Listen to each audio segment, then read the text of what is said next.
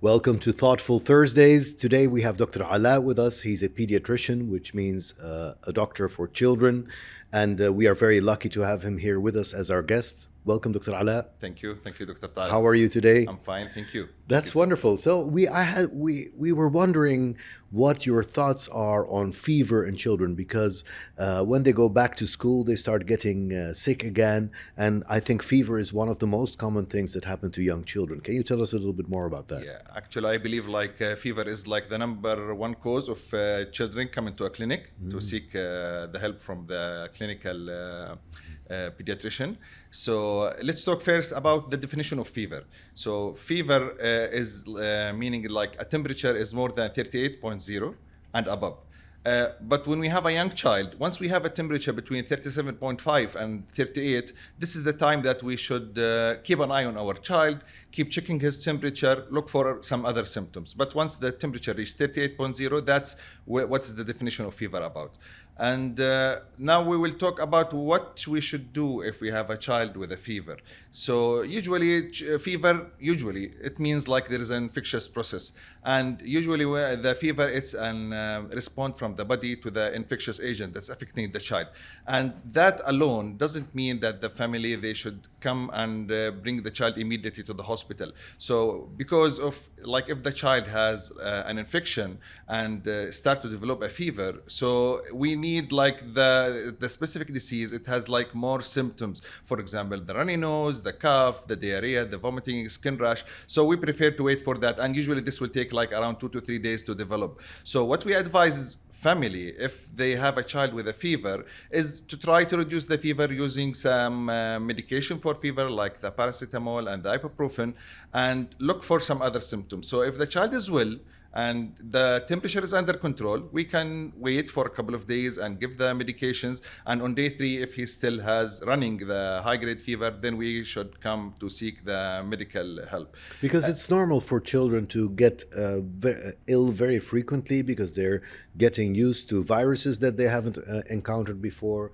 and new bacteria in their life, because they are new human beings. Of course, yes, you know, our immune system, it works by exposing and developing antibodies to that disease. So our children, they just came new to this life. They don't have immunity to diseases. So once they go to school, they start to expose to different kind of diseases, and each disease is like brand new for them. So they're at there is high incidence for them to get sick. So we should not be worried about our kids getting sick a lot. Like if my kid is getting like sick every 2 to 3 weeks, that's actually normal because the child is developing his immune system, and with time his immune system will improve. But if we are getting like, we don't want our kids to be sick and we want to isolate our kids, then they will not develop the proper immune system. So if it is the child is getting sick with normal diseases like colds, cough, all of that, that's fine. But if the child is keep getting sick with the same disease, let's say the child is having recurrent otitis media, that might indicate a problem in his middle ear, that it needs some medical attention and some more workup. But if the child keep getting like different kind of viral infections, that's also a normal part of the child development. And is it like per category of age that you can say that the younger the children are, the more frequently per year they get ill? Is there a statistic for that? Yes, actually, school, once kids start to attend school, so they are easily can get sick every 2 to 3 weeks with a simple viral infection that can happen every 2 to 3 weeks. Wow. And the younger the child, the more his immune system is still not well developed, and he is more exposed to have more infectious diseases. When the letter R is in the month, you have the respiratory infections. This is one of the for example, the influenza, we get the vaccine for the influenza by late September, early October. So this is the time that really viral infections start. Yes. And if the child has a bacterial infection, should we consider that more serious than a viral infection? Yes, actually, that's one of the most common questions that I get from my patient is the bacterial infection related to the degree of the fever? So if the temperature is like 39.5 or 38.5, is 39.5 more of a chance like the child has a bacterial infection? And the answer is no. You can have a viral infection with a temperature of 40, and you can have a bacterial infection with a temperature of 38. So fever per se alone is not like an indication, is the child having a bacterial or viral infection. But again, we are looking about the full picture. Yeah. So we need the full story. We need the symptoms that's coming with the disease, other than the fever, to develop a good understanding of what the child have. But generally, apart from that not being connected to the height of the temperature, it's not the level of the temperature which tells us if it's a bacterial or viral problem. But we generally think that a bacteria is more serious. When a child has a bacteria, it's more serious.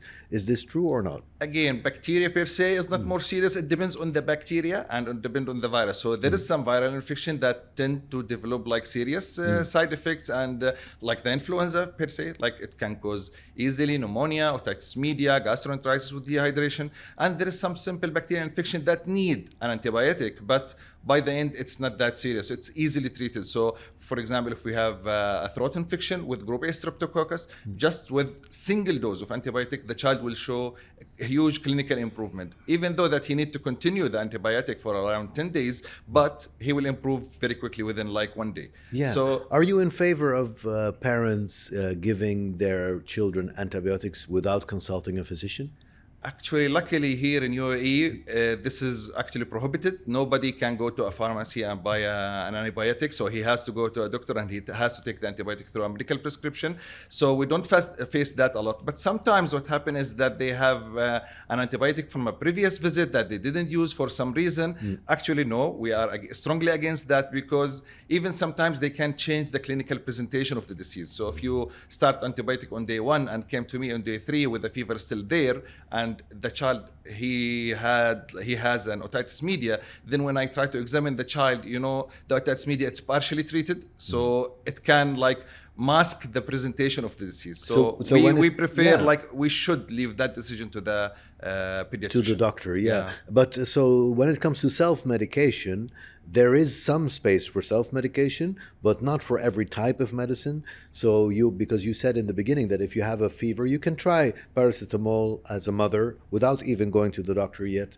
But there's a transition then to medications that you should not give, and also if the response to that first paracetamol is not positive, then you should also, I think, seek medical help. Yeah, of course. Actually, generally speaking, we are treating what we call like symptomatic treatment. So the most common symptoms for children are fever and some nasal congestion and upper respiratory tract symptoms like mild cough or something like that. So for the fever per se, yes, safely we can give the appropriate dose of the paracetamol and the appropriate dose of the ibuprofen. If the mother is not aware, she can contact her pediatrician even through like teleconsultation to ask him what is the appropriate dose according to her child's weight. And for the other symptoms, we can use some home remedies like some nasal sprays, some honey, some warm drinks. And again, if there is any warning sign, this is the time to bring the child to the physician. So let's say there is a fever that's not responding to the medication, or there is a child that he is, for example, looks ill, he is not tolerating any oral intake,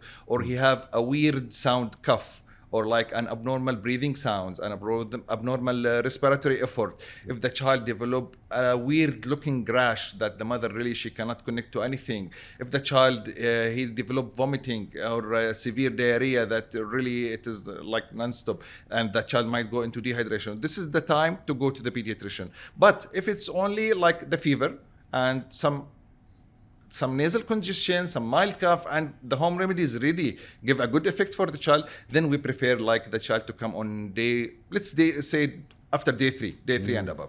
Okay, that's very helpful advice. And I think that children tend to develop a higher body temperature in response to a virus or bacteria than a grown-up. Is this correct? Yes, that's going back again to, because if I am infected with a virus, let's say virus A, when I was like 15 years old, and now I'm like exposed to this virus A again, I have some immunity against it. So either two way, either I will not get infected at all, or if I get infected, I'll get well very soon, because I still have, there is some white blood cells called memory cells in our body. So they recognize this virus and I can get well soon. But for the child who have never exposed to this virus, really he can experience the symptom to a greater degree than compared to an adult.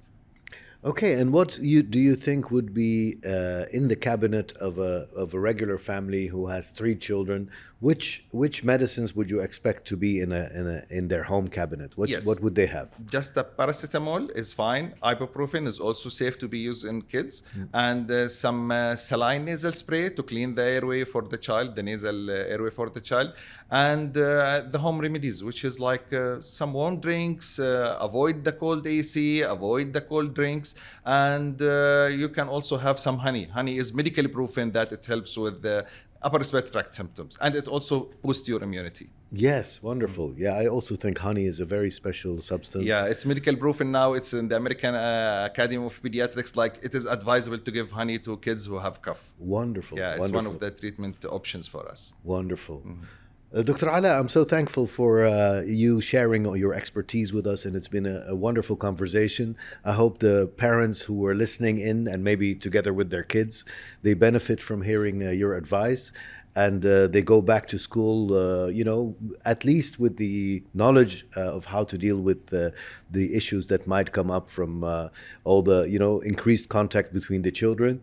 So thank you very much for your wonderful advice. Thank you so much, Dr. Tariq. Thank you.